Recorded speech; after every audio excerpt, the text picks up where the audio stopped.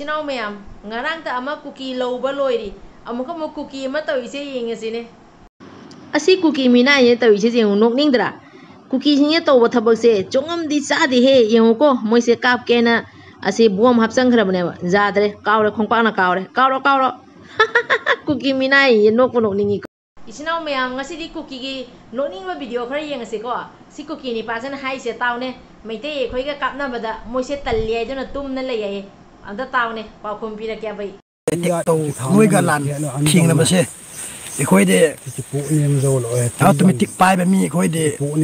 tum me ga le ni khoi kap na bakan da noi se kap ning dia na kai no hai da noi gum ba se khoi ga tang ka to ba noi se kis di ne khoi na adon nok ning dro kuki sing jena hai sibo do di kuki noi tumo ko tumba gi video mo yang halage ko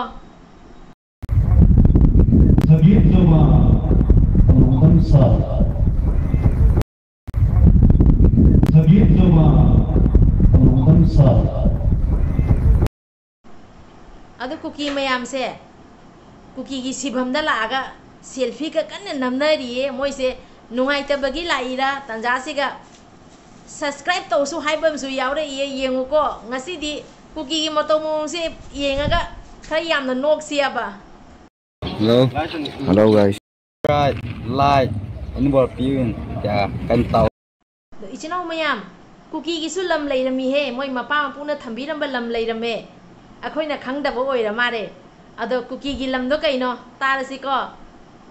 taro kuki gi mapa puna thambiramba lam ni se tawra se barmari gi changrakpa kabok leida gi changrakpa kabo veli gi changrakpa refugee saktu nang Burma sih nalangi ram nateba kacar sih dia karena nau beri Manipur hena nau beri. Isinau mayam kuki gi anu be hero om thok le yengune. Sangat sumka zor. Pai na. All the best. Sangat sumka zor. Pai na. All the best. Isinau mayam kuki korongan ba yengasi ko. Ada kuki Shahrukh Khan su lai ri yeng hisi ko gol di ro re ta kuki ya he mai kro ngan ba ta ki lo ba ngai kro kuki ya ka tha lo he kuki gi Salman Khan yengasi Shahrukh Khan Salman Khan kuki gi yong ko kuki gi se tongana sum lai bani tongana ta bani kuki ai ba jat se acha ba apa Shahrukh Khan pa yin Shahrukh Khan ke Aryan Khan he Fazeye kuki Shahrukh Khan ama ka le am to ulaki ge ani ana tabon ki sop pe lo ni me leptu ni me savai ani ana tabon ki sop pe lo ni me leptu ni me savai pari mo challenge bi yeng bi ba mayam puno pui kai kum najari isinau mayam ngasi di khara nok se na kuki gi nokni no video khara purak panya ba adu kuki gi nokni no video mayam ma di lei ado aina loi collect to bodo tallaba ado kuki singjina tawise no ye bangam de ngasi su yengone moise meitei le kap ke na ngasi su khulai puthoga semaga kapa yadara khongpak na kawri do adu video do loi ho yengmina siaba ko kuki se tawise jeng ko ma se laputro se hapchalani ba se phul yengmina si chinau mayam video se yeng se yaradra kai changri ne ba khongpak na kawrani kaw khongpak kawri ma thoi cha bani mauji ado mauji amura ni da kawraga mogi trainer se lae trainer na tak sugum trainer se na tak padagi ne ba mogi ngaram hinglong lowdana makok na ama masana ama paithok pado kulen phangi bado ado se trainer me am se omsa lae a hei ba sana changa sem doi ne ba aduga poloi da kapa yada gai loisan gi doi ni asai moina laputro ma hapchen ki bado adu do lauthura sum to khidro bne ba mathibong sani khangdaba kuki minai sing no hurana ta lelek pa moina kari no moina pi doi trainer se yong trainer ka se tawi se jeng mabuk se su kena ma su amana su phari jeng hawala ani aduga asai khongpak na kawram bado adu sanga ani aba khongpak na kawram jeng se no da gra ni duga mai ga ga nom gra ni jeng ko puthorak toina ba sai la puthoro hapchan gi bado minai jing se kuki noina sari bana thibong do pamui ko noi to ba thabak se noi nok tana leiba ka ngamde ko no oi ai ba ka ngamde yeng hoji amadu sangaga makut namsangarani aba aduga sagi lafutro do adu lauthoktoini aba lafutro asi bom kap kani maitai da landane thoklei mi yemuko minai jingji yeng huji ama phamda garani aba Kuki refugee ebuse asi marap chachinani Bangladesh somde moina hing na makha degi maina jau tawhido moi singsiga minai hingje tawhi yongko kari kanai do napangan do san noina bu mi gi wakhan kadai de leido jong jong mokun namsang gare jong puthorok tro bani asagi la putro do kapa ya da ge sum to kare ba ngarang ka so ma kulen yogi do ngasi su asum tawhi jong minai hingje jong siro no isino mayam Kuki gi mato mong se ubada khara nok se na video se ma pura amani ko ado Kuki noi mayam da so hai ga da badi na punsi da noi adumai na sum loidro mane se nong ti gi hai bani aba ado ngarang lo gi bado adumai na noi hojiki ahum mari se amuka mung lo ningi ro sumai na pura is maitai rom da kapage tawraga bam khange dana makok na amada masana amada ado hoji amuka mo lafutro ko hapchana ngarang ya hodre ngasi mo kap ke kai khana thoklai ne ba ado howai busu yadre khani amang su rocket moina semamba bom ama su kapak pada kai roi ba zadre pokhai roi ba yadre Kuki minai noi bu bom da su sana noi gi moto mong da chali he minai ta bu minai hai se Kuki na semak pa bom Kuki na kathorak pa bom asum Kuki gi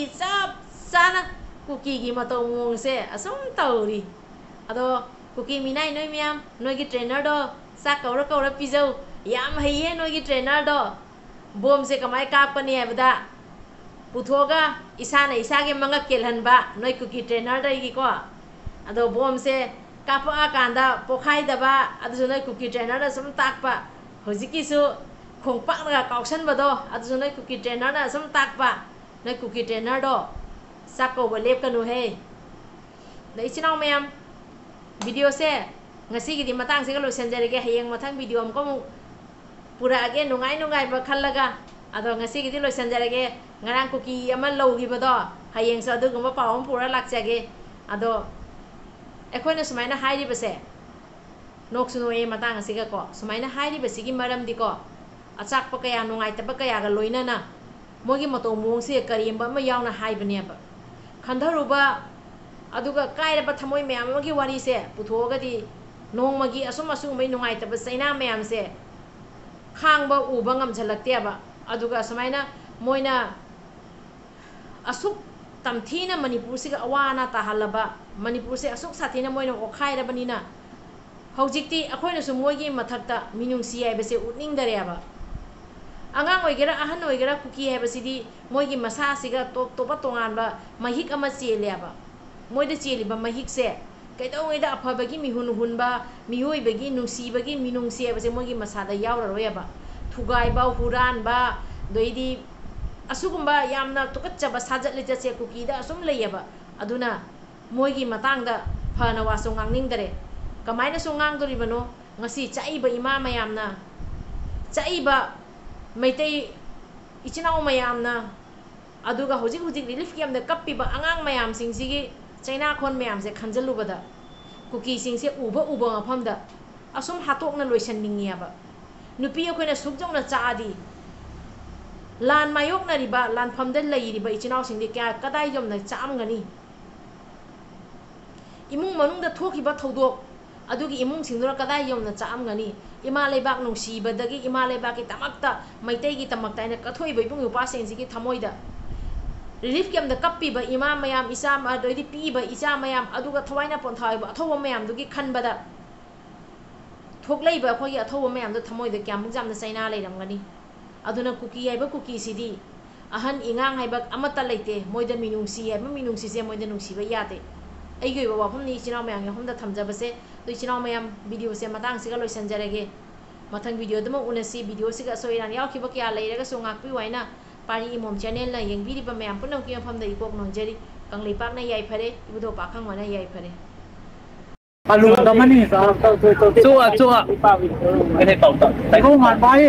này chúng ta cái lùm tao nào mà nói cho tao hơn cả năm mi nụ mày ở cái chuyện na gọi này nhá. Hello guys.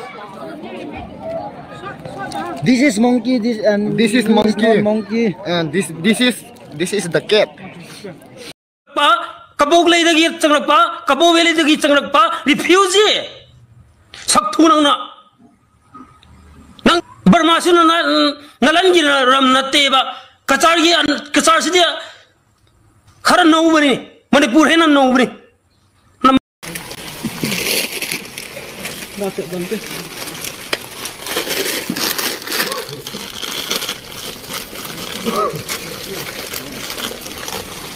khăn khăn cái lá điều cho